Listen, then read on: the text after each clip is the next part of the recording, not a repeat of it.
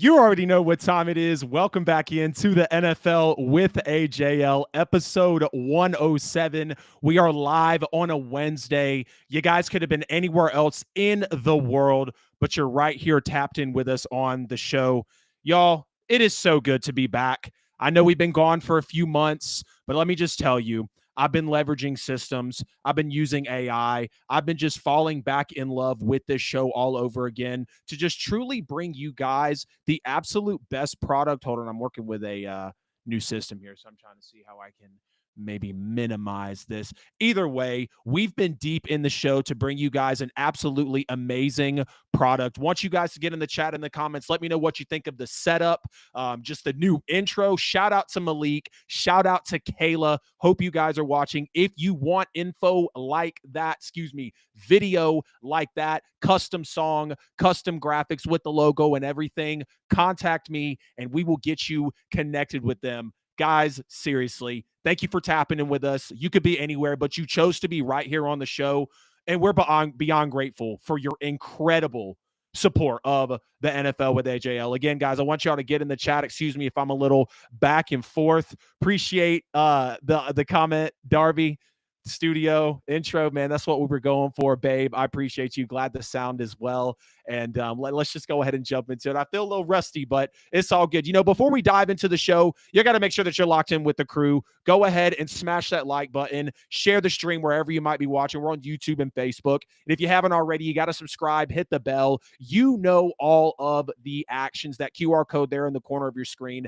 Every bit of our content, that same link is down in the description as well. It's our one-stop shop. If you can't find us, I promise you're not looking hard enough. Saints preseason week 1 winners and losers. Stetson Bennett's QB2 case for the Rams.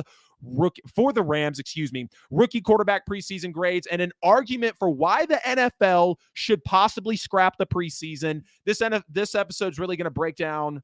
Lord have mercy. Sorry, y'all. I'm going to have to get it together in this new studio, but we are going to be okay. I promise you.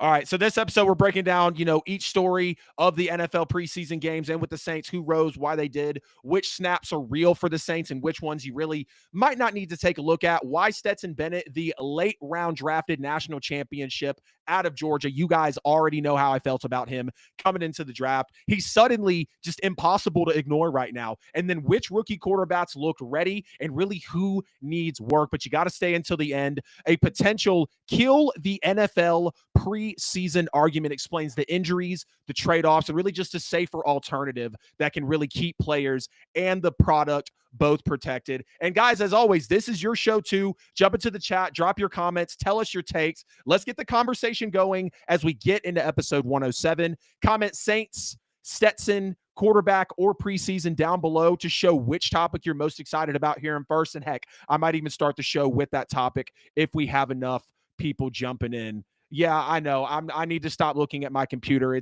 I didn't expect it to cut off to the side, but the show still going to be fine. We're still gonna get on with it. Yeah, this is definitely one part of it that I'm gonna have to sort out. Okay. The NFL preseason is upon us. And of course, the Saints played in week 1. I'm not going to go over every team, but you guys know I'm a Saints fan, so we're sticking it here with the Saints content. The scoreboard shows a preseason loss, right? But the real headline was the rookies and the depth that actually showed up in this game for the Saints. But this wasn't just regular hype, right? Kelvin Banks played 20 snaps. There's no pressures on 12 pass block reps. You had Tyler Shough as well with a 54-yard touchdown. We'll talk about some of his stats as we get into it. And then we had depth guys like Simpkins, Rumph, Fadil Diggs, Quincy Riley, who's probably going to be a starter on this roster. They all got real snaps in this game for the Saints. If you fix just some of this small stuff and really protect the rookie sparks, those flashes will absolutely become November wins. No question about it. And, it's when you look at the loss by 2 scores, like it doesn't make you feel good, but we're going to get into some legit winners and losers. Give me 1 second, y'all. I have to make sure that I can actually minimize this. This page is,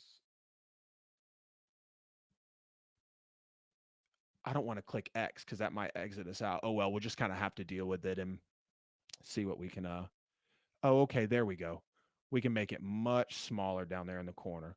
Okay, sorry. It's kind of like when y'all go on a Zoom call and it just pops down to the bottom of the corner. To the bottom of the screen. It didn't do that with my last um, podcast streaming software, Restream. I'm now using Riverside. I hope the quality looks great. I hope the sound is better for y'all. So let's talk about some winners for the New Orleans Saints preseason debut. Kelvin Banks, of course. This guy looks starter ready. 20 snaps, no pressures, 12 no pressures on those 12 pass block reps. If Kelvin Banks really keeps up that pocket presence, the left side, could possibly have solved a problem early on, which is why we went out and got Kelvin Banks, which is why we've been focusing on the offensive line. If you look at his pressure percentage allowed over the next 2 preseason games, that's going to really tell you what Kelvin Banks is really going to bring to the table for this team. Obviously, Tyler Shough, there are some rookie caveats in this as well. He had some big plays, 15 of 22, 165 yards, 1 touchdown. He did have a 54-yard touchdown in this game, which was the big throw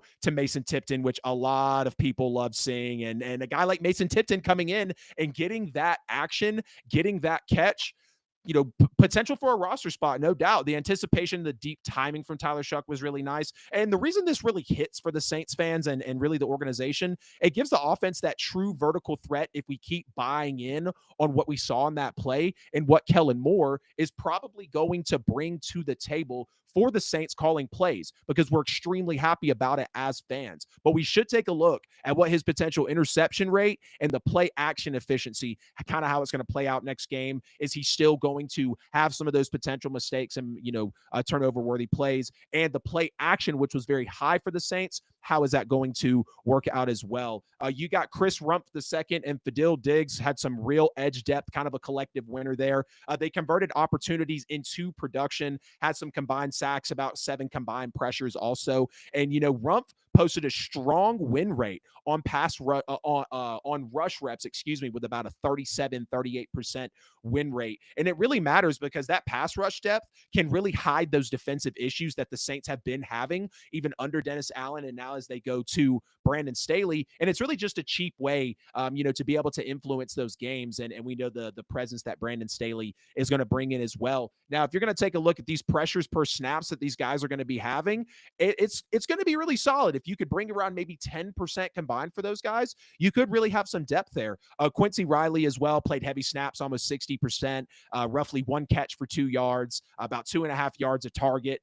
When he was thrown out. So he was just really putting the clamps on a lot of the receivers that were out there. And this is a rookie corner that showed reliability and defensive play calling flexibility throughout the entire game. We're going to look at his targets per snap and yards per target trend as we get into the preseason for the Saints. And then just some more collective winners, some depth contributors.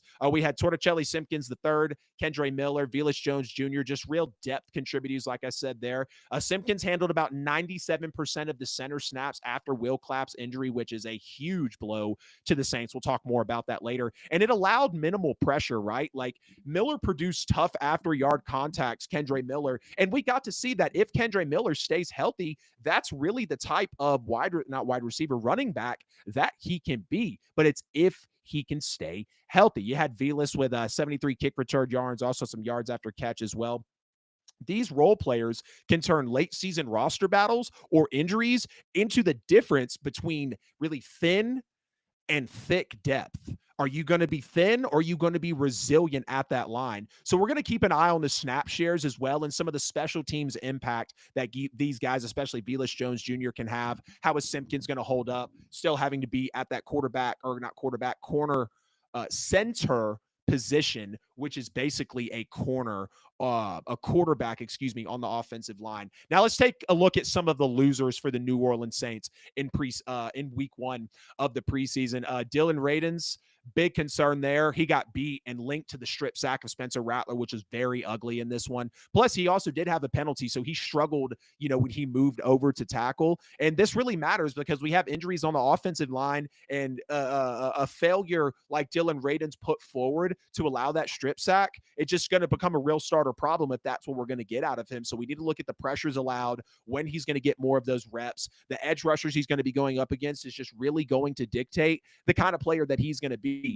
Let's just call it what it is, y'all. Isaiah Foskey is a bust. He's the biggest loser potentially of week 1 in the preseason for the Saints. Heavy snaps, but nearly no production, minimal tackles, missed tackles. And this just reignites buzz about the reason why he is an actual bust. If Foskey can't convert snaps to pressures and pressures to sacks or some sort of disruption of the quarterback, they have to choose whether they're going to continue to be patient with Isaiah Foskey or if they're going to just move on from him, because it's really time to move on from Isaiah Foskey. Heavy snaps, no sacks, no pressure, no production. So we're going to be looking at that pressure rate over the next couple of games to see if he can actually improve on that as we get through the season, preseason, and not just look at this one sample. Donovan People-Jones as well. He was a big loser in this one. Now, he didn't have a lot of opportunities. He only got 9 snaps, and other teammates were logging anywhere between 25 and 50 snaps just in the preseason, at the similarities of his position. And it was kind of odd for the Saints to underutilize him, considering that he's a big body target, and they invested in a physical receiver like him. So limited snaps either suggest there's a skill or trust gap there, or there's just a scheme mismatch to where he is not fitting into Kellen Moore's offense. So keeping an eye on the snap targets, the snap share, the target share. And, if it lays low, then that's a roster signal that he is probably going to get cut. And then, you look at the team discipline as well and the penalties and the sacks, 3 sacks, 3 penalties in about a quarter and a half of the game. And it was just very costly. Small discipline fixes like that are really low hanging fruit that just, flips from losses to wins if you can reel it in. So you have to correct that fast. Sacks and penalties as we get through the game, just simple mental mistakes, disciplinary things are going to be need to be honed in for the Saints.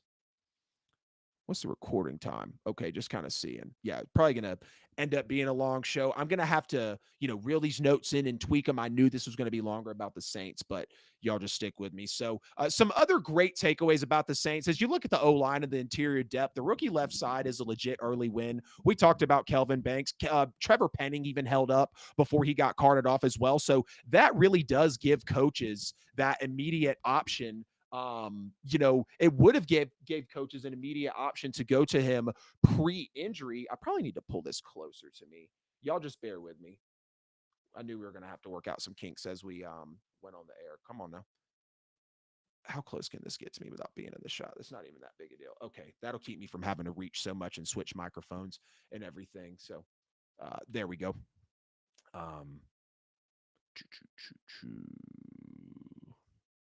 So, yeah, before Trevor Penning got hurt, that was going to be a real potential thing that the Saints are going to be able to lean on with the depth of their O-line, because he was actually starting to kind of come into form.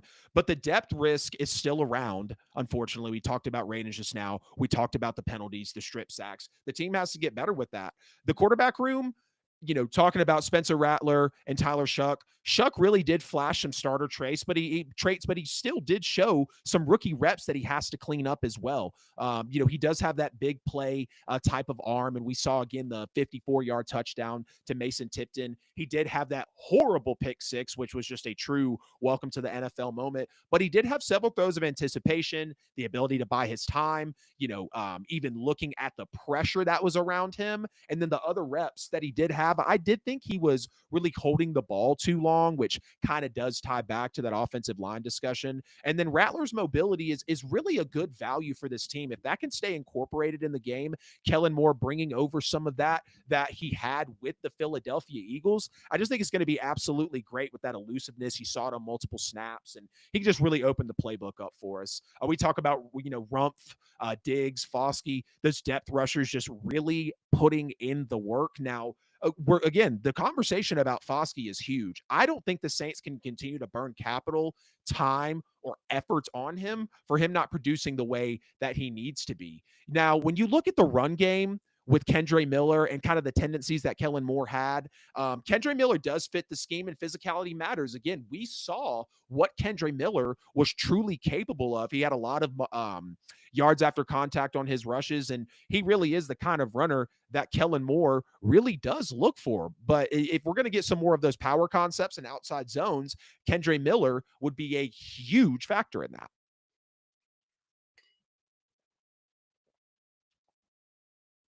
An absolute huge factor in that.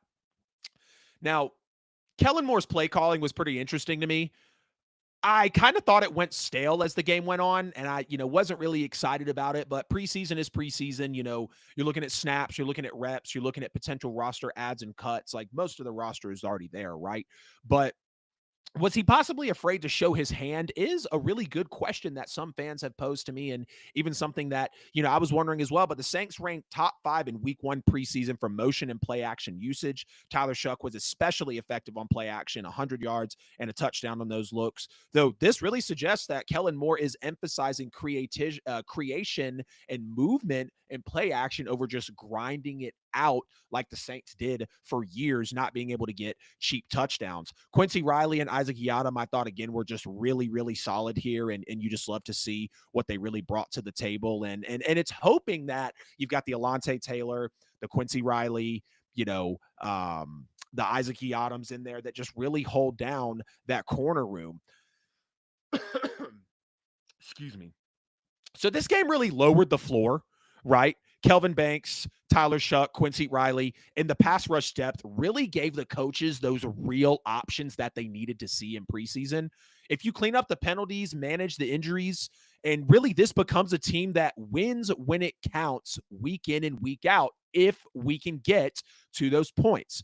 Don't panic over the score, right? Celebrate the fact that these guys showed up. We saw potential in Fadil Diggs. We saw what Quincy Riley had in the tank. We saw a healthy Kendre Miller. We saw that Tyler Shough has some of those starter traits as to why the Saints drafted him as high as they did. So we need to be happy about that, protect those positives, and everything else will fall into place. Those details will come to make sure that the Saints deliver.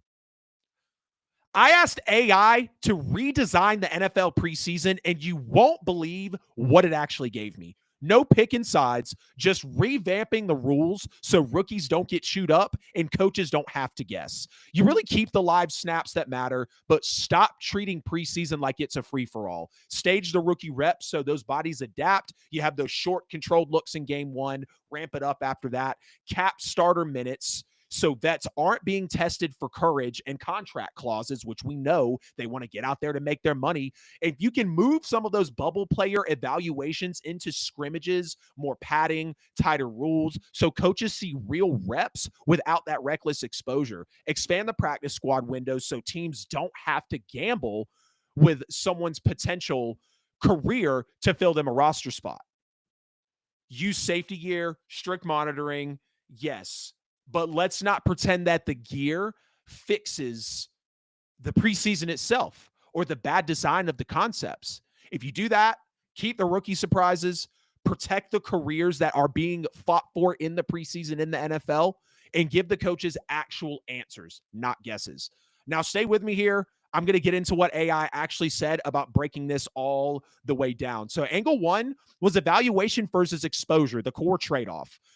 Preseason is the cheapest, fairest live test for 90-man rosters and special teams, right? But every live snap adds exposure, but also injury risk. And, it's not to knock the coaches, right? Because they need game speed snaps to evaluate those players that are kind of on the fringe and the special teamers that they're, not really sure about, but you can't replicate that in practice, right? But when you have live reps, that means live, real exposure. So if you cancel the preseason, you're really just going to defer the injuries to weeks 1, 2, and 3 of the regular season instead of getting them out in weeks 1, 2, and 3 of the preseason. I'm not saying players deserve to be injured at one point or another, but if the player's not trained correctly, the moment that body and that bone and that muscle and that tendon and that muscle fiber hit the turf or the grass, they're going to hurt themselves. So the evaluation value is real, right? But it comes down to it comes with those like non-trivial exposure costs that really can impact their careers. And you just have to ask, right, when it comes to the evaluation and exposure, the real trade-off, how many roster spots are actually decided because of preseason snaps? If coaches keep pointing to preseason plays when naming the final roster, then the value went up. But if they don't, then you have more of an argument to get rid of it. The second angle is rookie vulnerability and really those load spikes that we'll see because rookies face those disproportionate injury situations in camp, in preseason because their bodies have not adapted to the NFL yet. That's really a physiological problem. It's not just bad luck. Their bodies have not been hit that hard. They haven't been tested that hard. They haven't been pushed that hard. Did these die? I think they did. They might have. That's so funny. I haven't even been using them that long. I wonder if it's because we were going live and it was like what's it called? I got to look at the computer again, guys. Y'all don't kill me here. Speaker, defaults, headphones. No. Okay, cool. How do I see who's watching also?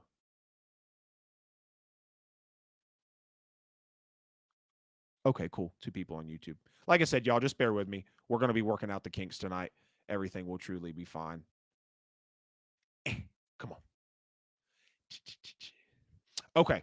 So like I said, we're talking about the angle of the rookies and really those acute load spikes. And right, when their body is not adjusted to be in the NFL yet, they're going to have some of those injuries really just come in and kick them in the ass, right?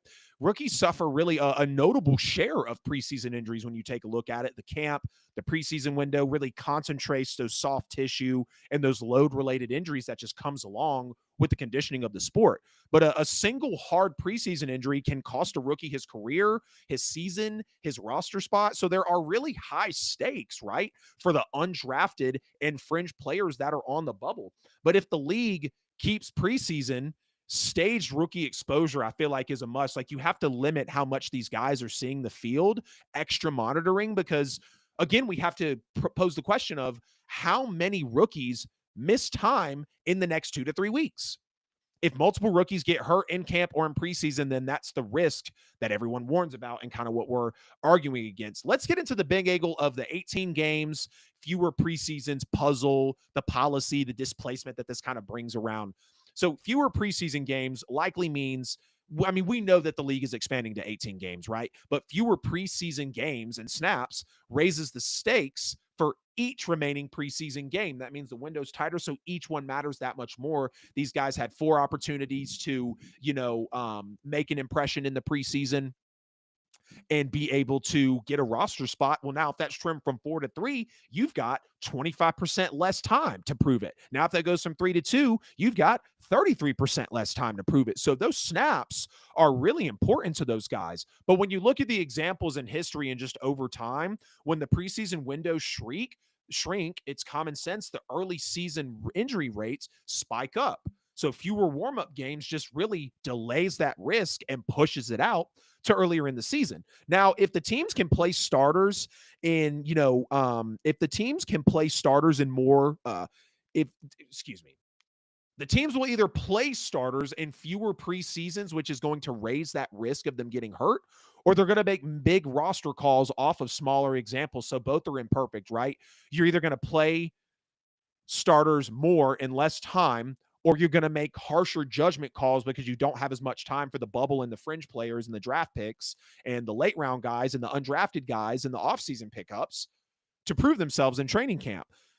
And you're just looking at the fact of, do week 1 to 3 injuries go up the season that we cut preseason games? Well, COVID did kind of show that. So if early season injuries spike, then that's where you have, again, the value of making that argument for the preseason. When you look at the angle of safety and intervening with the rules, like, it's not going to be a perfect solution, right? But if you can tweak the rules and gear them towards more just safety and innovation of the sport, higher practice protocols, it doesn't remove exposure entirely, and we know that. But what it does do is just add another onion to the layer, as my CPA really said earlier today. That's the best way to put it, right? Like, it doesn't remove the risk entirely, but you're just mitigating what you can be susceptible to. The league safety measures, which, the practice rules, the gear, have lowered some of the concussion numbers, and we've seen that over the years, right? Like, that progression is definitely real. And there's even lab tests about adding on padding, the Guardian caps, all that. Like, that's promising, but the field results are actually mixed. So you don't know what's actually tried and true. Like, do you view it as neutral? Is it a slight advantage? So, like, it's helpful, but it's still not a fine-tuned system. So yes, safety and technology and rule innovations are part of the answer, but it's not the whole answer. And we've known that, right, for a while. So, concussions and big collisions are definitely down in preseason, and they could be down in preseason more after they bring in new rules, after they bring in new gear. And if that does have a reduction in those concussions and big collision hits after they implement that, then that helps. If not, then clearly you spent all that time and money, and the risk, still exists. Now, when you look at some alternatives and middle grounds, kind of some practical solutions for the NFL fixing the preseason, you don't have to go on a save or scrap type of tirade, but more of preserving the evaluation while cutting the exposure so these guys aren't possibly getting hurt more. Stage rookie exposures, limit competitive snaps in game one, kind of ramp them up in game two and game three of the preseason. You can even keep 2 to 3 preseason games if you want, but those starters don't need to play extended minutes, right? Like they need to protect the veterans, evaluate the bubble players, and cut the guys that are just not, making the team. I mean, that's literally how preseason works. That's how training camp and mini camp and all that works. If you're able to control those scrimmages, those joint practices, have that safety gear for real reps at lower risk, I think you'd be absolutely fine. And if you can also expand the practice squad, even the elevation rules with some safety gear for real reps at a lower risk, um, excuse me, expand the practice squad and the elevation rules so teams aren't forced, to gamble in preseason snaps. So they have more, okay, we're able to see some of this other team because we're doing joint practices. Yeah, you're not going to expose your whole bag because you can't have your cake and eat it too, but you play this fine line of exposure versus, preservation of, with the NFL preseason. And it's been a big topic. So practical compromise will really have to exist in this topic and within the NFL preseason. So, coaches can see if they want to favor those middle options or those middle grounds or alternatives, or if they just want to kind of keep trekking forward, as they have. And then, the biggest angle obviously is the money, right? The fan, the owner incentives, the economics, which is really the messy reality of this, because owners and local markets value that preseason revenue, right? That's money in their pocket. Fans get to come in, you spend money on merch, food, you're at the game, you're promoting on social. It's just like when you go to a regular season game. It's an opportunity for the owners and the league to make money. But then you have the players advocating for their safety and wanting to focus on their health. So the debate can be political, it could be financial, it could be medical. Like it's driven in so many different ways. And this isn't to kind of make a broad, generalization of the preseason or, get too deep or technical about it. But like when you break down what the preseason presents, it's some good points. And again, AI crafted all of this up in this segment to really think hard. How could it preserve safety, but also make sure that these players are getting snaps? Preseason games, it's local revenue, it's the fans. Trimming that down really hits the smaller markets like the Saints,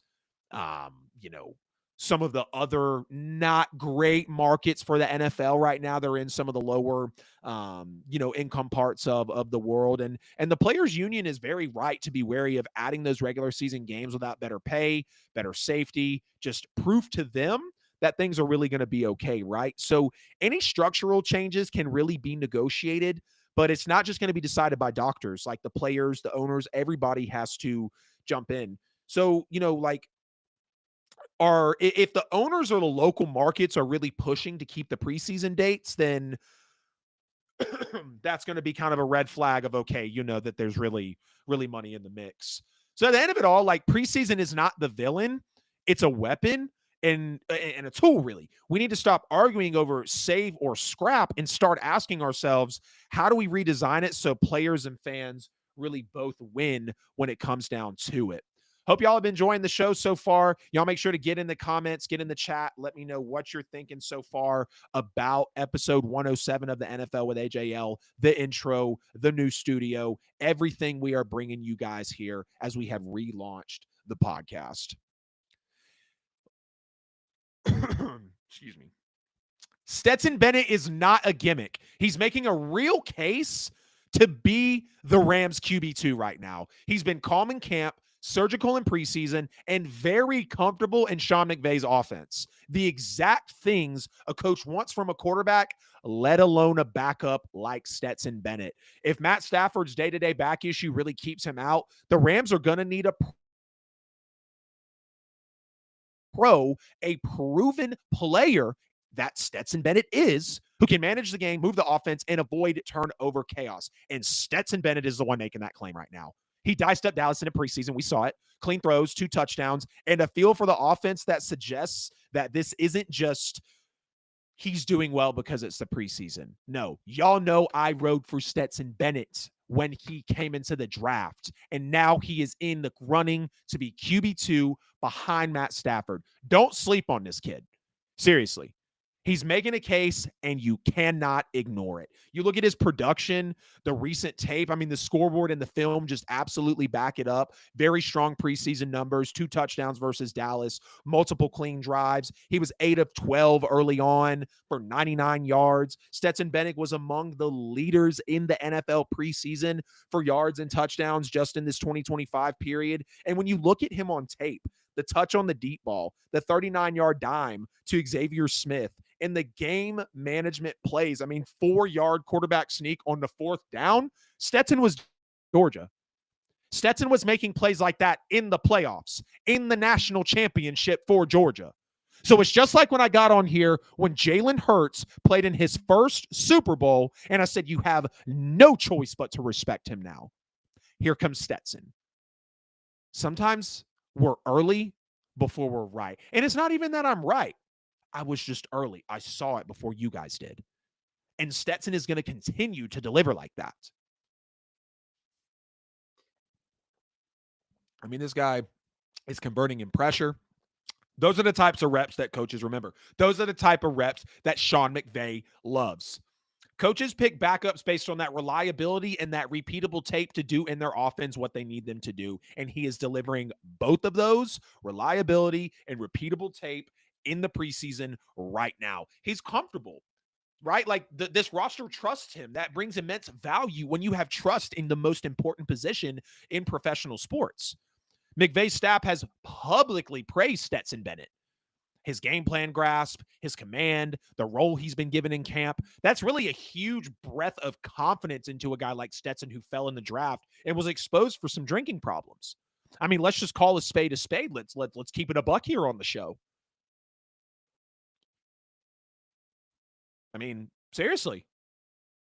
The way that he's getting his spotlight now and bouncing into this role, he was always going to be here. He was always going to be here. He just had to arrive. You look at his practice reps. You look at the opportunity. Jimmy Garoppolo's been limited in the preseason, and Matt Stafford been managing that injury, of course. So Stetson Bennett is getting real reps against quality defenses. It's not just mop-up work, right? Like, that's accelerated learning for Stetson Bennett. A coach trusting you plus actual reps in the offense, which means reliability and repeatable tape, often trumps just straight up raw skill set and tools when you're picking a backup, because you have command of the offense and you know how to be a leader.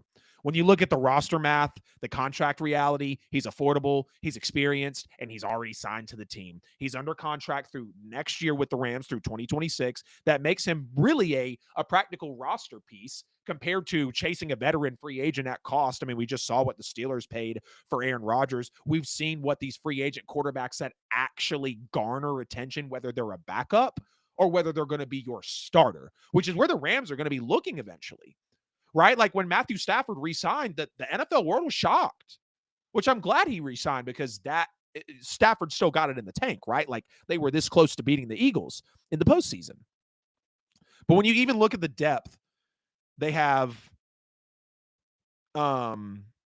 Stetson Bennett, Jimmy Garoppolo, Matt Stafford, and Stetson, again, is just slowly inching his way up to get on that 53-man and be that QB2.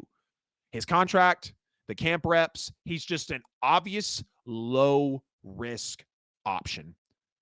If you're going to value a backup who's cheap, knows the system, and can step in, Sean McVay, you've got your QB2, brother. That's exactly what Stetson Bennett is doing right now.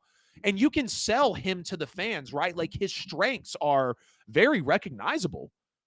The fans love him. Coaches do too. His poise, his timing, pocket presence, the quick decisions, the short to intermediate timing routes, all staples of what Sean McVay loves to see in his teams. Like, the film clearly shows that crisp anticipation. There is no denying that. He's got the accuracy on the touch throws, the real situational IQ. I mean, the deep ball timing. And yes, I know it's in preseason, but again, he's getting real quality reps versus defensive starters. And a coach will reward you with a QB2 spot if you continue to be available and show up on tape and know the offense. And we know Stetson's got mobility. He's got that situational toughness, right? Like, he's not a running quarterback, but he can extend plays, get those necessary yards on sneaks, the third and short. We saw him do it at Georgia on the title run. Go look at the tape. Go look at the tape. It is very, very apparent. Now, the point of where it could be risky is, what could really stop this momentum, kind of a heat check moment for Stetson Bennett. It is preseason. It is a small sample size. It is short. Now, great performances do help, of course, but they're not foolproof, right? We need 2 or 3 really consistent outings from Stetson Bennett and really that mixed competition to be fully competent. So, fully confident. So we really should keep those expectations reasonable at the end of the day. The level of competition, the in-game stress, backup reps are often very scripted. Again, that is the NFL preseason. So what are those live regular season reps against that pressure really going to look like against first-team defenses? That's the real hurdle that Stetson Bennett is really still facing and has to show the public for, really more people than just me as a diehard Georgia fan to be bought in on him. And then just the contingency of being with the team. Like, if Matt Stafford returns sooner than expected, that's the damning piece of evidence, right? Stetson Bennett's window gets tighter. Jimmy Garoppolo is a known veteran, and he could potentially get preference in that true emergency start system. But if Stetson is showing Sean McVay truly what he's capable of, I think it's Stetson's job to lose, right? And here's what you got to watch for. Is he going to keep splitting the first team snaps clearly and playing better in preseason? If yes, check for the QB2 momentum. Is there going to be any more public praise from Sean McVay, which we've seen plenty of it from him and his staff for the command, grasping the offense? That's a green light from the coaches. Now, if Stafford misses week 1, Stetson Bennett's starting to heat up more. That heat check becomes more reality for him.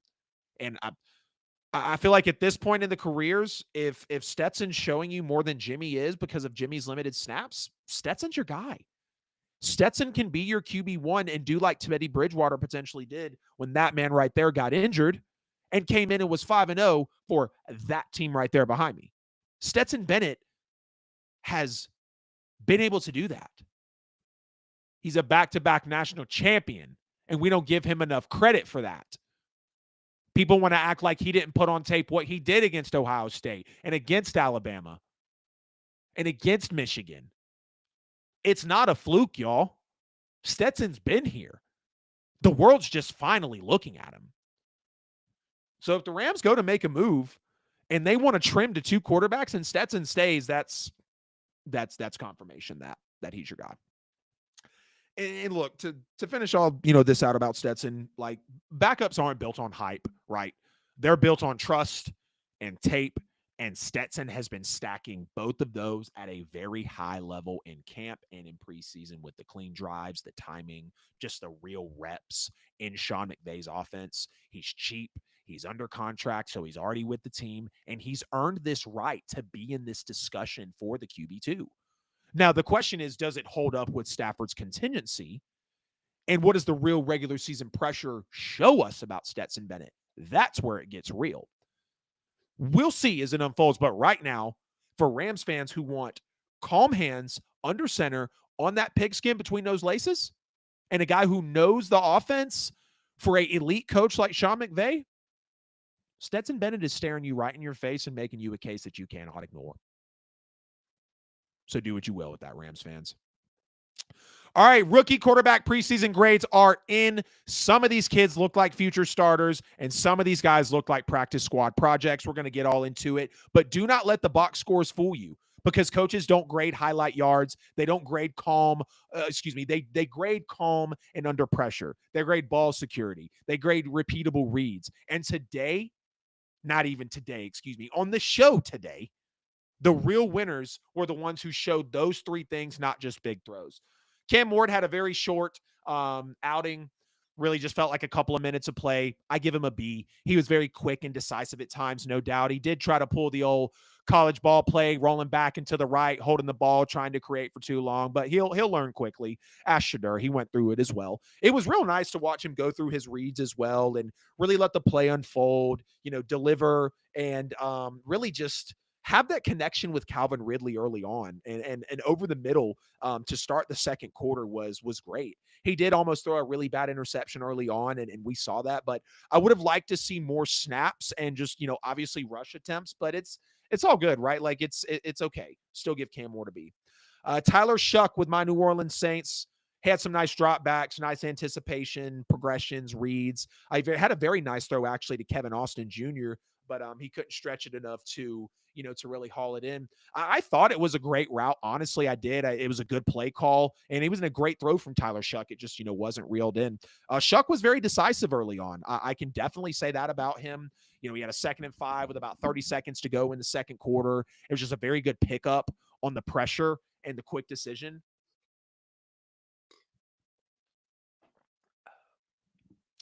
He was 5 for 8. 42 yards in the first half. He could have been 6 for 8 with almost 80 yards, if not for that incompletion to Kevin Austin. Now, he did have the pick 6. Clearly his welcome to the NFL moment. I mean, he stared the guy down. He should have never thrown that ball. That was the same corner that got burned by Kevin Austin on what should have been the catch earlier in the game, and he made Tyler Shough pay. He read him, and he said, look, buddy, you're not going to fool me with the same thing twice. 1st and 10, 8.5 minutes to go in the third quarter. Shough did very well, picked up the blitz, went through his reads, and he just stayed moving and really lied on his feet, right? Like it was a nice touch throw. Absolutely beautiful 54-yard touchdown to Mason Tipton. I mean, an absolute bomb. Love the call, love the throw, love the connection. Now, there was a couple times that Tyler Shough did hold on to the ball for too long, specifically in the middle of the second quarter when he ended up taking that 5th sack, drifted backwards. Then he just took, a really bad bump. So he's got to be more aware, right? Most definitely. I got to admit, guys, I was talking a lot of smack about Jaxson Dart coming into this season and being picked by the Giants. But Steve, if you're still watching, I give your boy Jaxson Dart an A. PFF noted a very strong week for Jaxson Dart as well, an excellent passing grade of 80.7. So we'll give him an 81. Shout out Terrell Owens. And a really high adjusting completion percentage rate on his drop back work as well. The coaches will like that deep ball timing, and they clearly did like that as it reflected in the takeaways and the remarks from multiple people around the league and from PFF. He did have just some simple out routes and play actions to get him warmed up, which is, really what you need for a rookie quarterback, right? I mean, he's going to have to just get the playbook opened up for him. Thought he did a pretty good job at eluding the rush right in his face on his 3rd NFL snap that he took in week 1 of the preseason. And, stepping up in the pocket did cause him to overthrow with some light pressure early on, but I think that's something that you can just coach out of him. That really is a simple mistake. He's just got to trust his wits more in the pocket. Now, he did go from under center.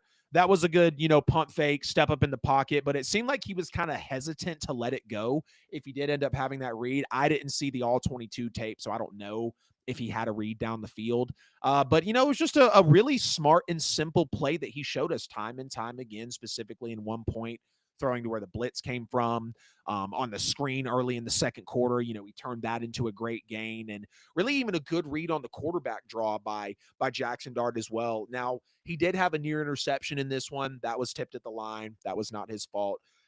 Absolutely beautiful touchdown throw to Lil Jordan Humphrey. Had a rusher in his face, took a big hit on a go ball that he threw very well, and Lil Jordan Humphrey, a former New Orleans Saint, brought it in. I thought he did a pretty good job at really not panicking,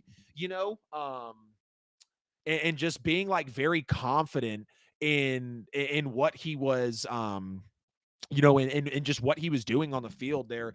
He didn't feel timid or faked out. He had plays break down with pressure, and he just gave what the defense gave him, right? Like, it turned into good gains quite a few times, and it really moved the chains for the Giants. And, the most tape to look at was from Jaxson Dart. It shows that he can take his assignments. He doesn't try to do too much.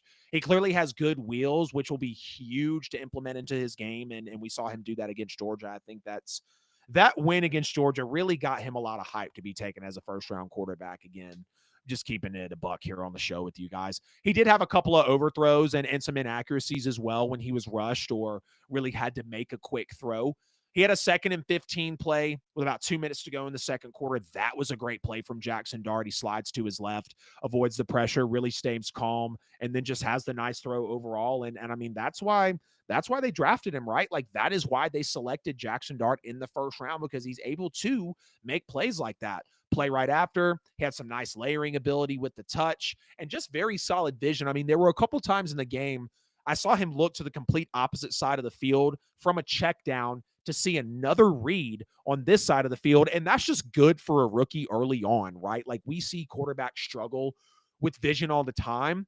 And not Tyler Shough, Jaxson Dart looked really, really solid. Again, him and Shedeur had really the most tape to take away from everybody when you just go in and look at the film and what they actually did. Shedeur Sanders had an absolutely electric NFL preseason debut, and you cannot deny, you cannot hate, you cannot say he did not deserve to be a first-round quarterback. You cannot say that his success is only because of his daddy, because he went out on the field and he proved it.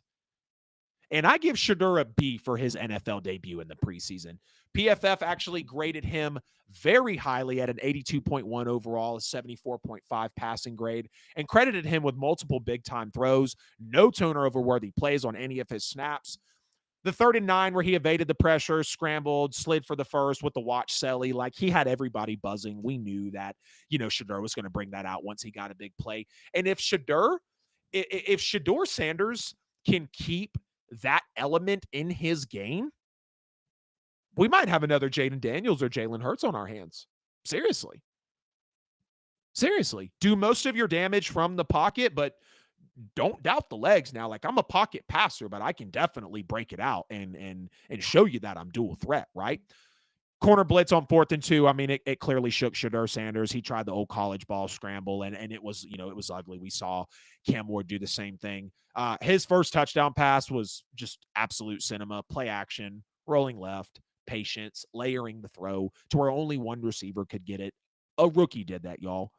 The NFL allowed that guy to fall to the bottom of the draft. He had a great pump fake and a second good scramble, a nice flash of skills too. I really thought he did really well in that aspect. Really only one turnover-worthy play, which was the close call on the almost interception that he had, but go figure, the kid is still adjusting to the league. A rookie known as Shedeur Sanders made this great play too.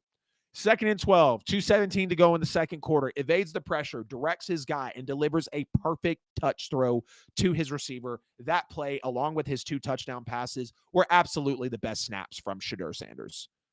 His second touchdown pass was also very ahead of schedule for a rookie. He avoided pressure, trusted the chip block that a lot of guys will kind of get sketched out about, but you have to trust that they're going to jump in at the last moment and provide that chip so you can get the throw off. Delivers a strike to the receiver. You can argue it could have been a little more outside, I'd say, for a safer throw, but Shedeur had an excellent NFL debut.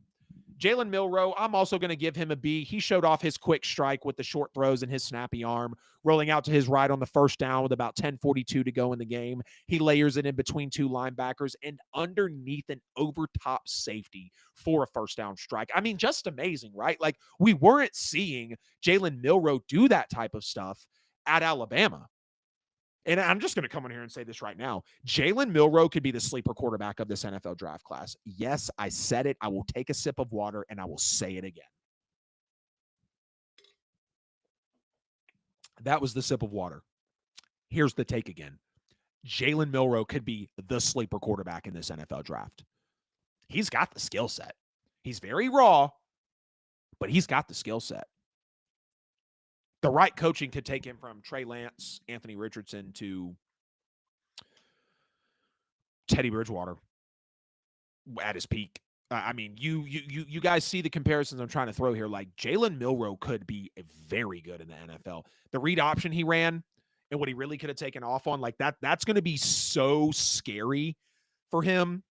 And if Seattle can actually draw up some packages for him, He's going to get loose. He's going to do what he did to LSU with 3 rushing touchdowns in back-to-back years, multiple 50-plus yard runs for touchdowns in back-to-back years. I mean, just insane, right?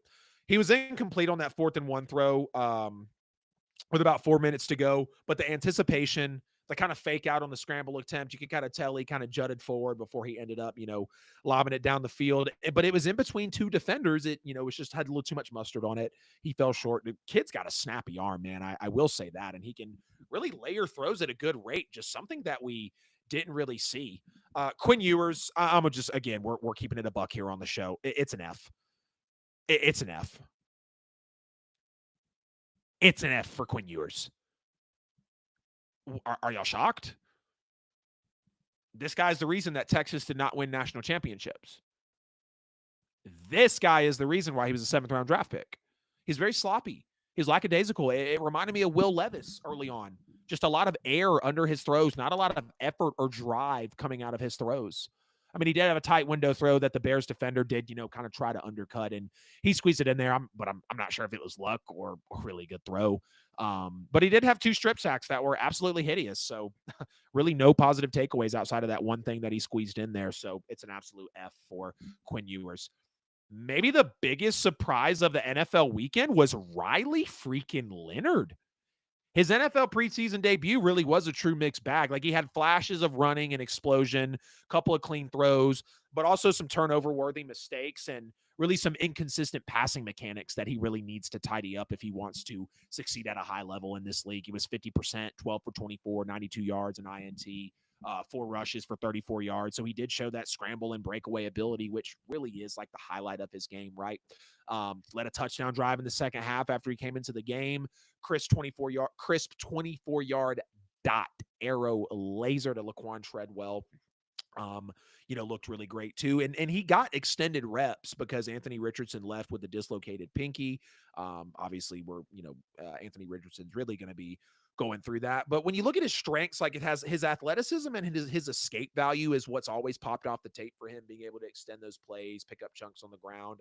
That's a real asset for a young quarterback in live action. Now, if you can just combine his arm with that, it's going to be great.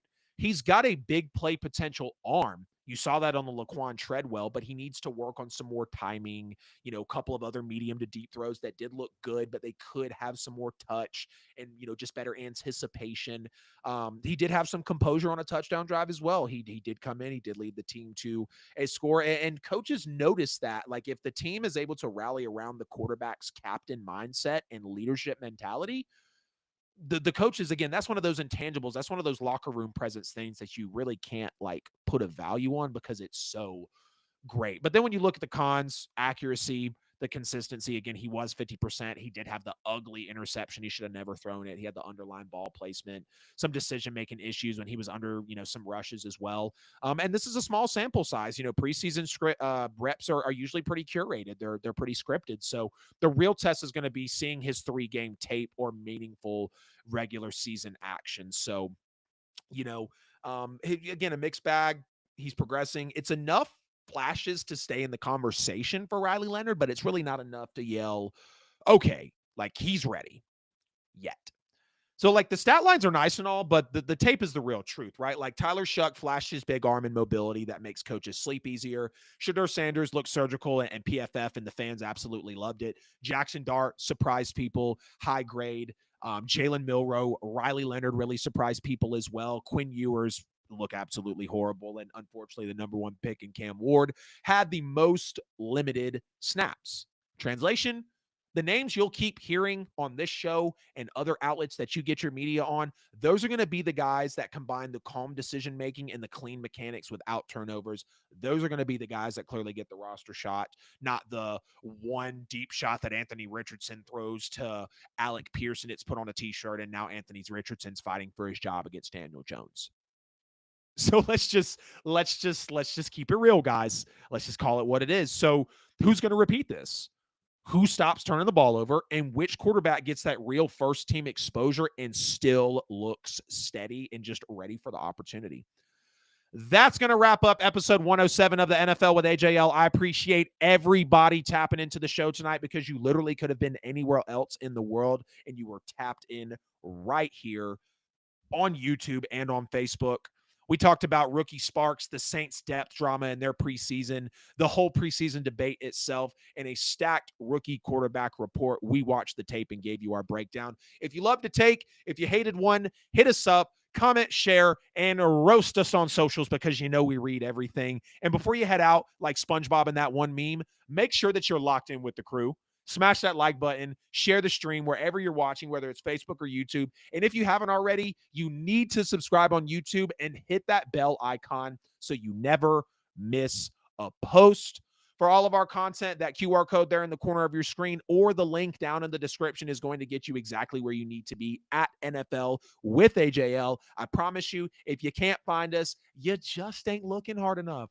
So thanks for chopping it up with me. I love you guys. Stick with us because I said we like we're back, y'all. Okay. I know I've been in this for about 5 or 6 years, but I've got an editor now full time. I have leveraged the note taking and the production. So it really lets me focus on being the best on air personality and big voice that you guys like to hear. I tried to get real professional with this setup. I really feel like I'm in my element, y'all. And I just want to end the show with this. God has really been blessing me lately. And I've been experiencing a fear of success coming back on this show because I know it's going to require a new version of me for you guys, for my soon to be wife, for my future family, but more importantly, be a bigger version of me for myself so I can give all of those other people those things. And I'm here to commit. We're having another show Saturday. We'll be talking about more NFL preseason. I'm sorry I was looking at my computer and trying to figure everything out. But seriously, I love y'all. And I wouldn't be able to do this without y'all's belief, God's will and blessing, and everything that's falling into his plan. So if God's been good to you lately, please let me know down in the comments what he's done recently in your life that has brought you closer to him. Because he has changed my life, he has changed my friends' lives, and he has changed my relationship with my fiance. He's changed her, he's changed us. We have changed for him. And I feel his presence. It was very strong today. And I was in his presence before I went live to make sure that I brought you guys the absolute best content. As always, I love y'all. I need y'all. And I will see you in episode 108. We out.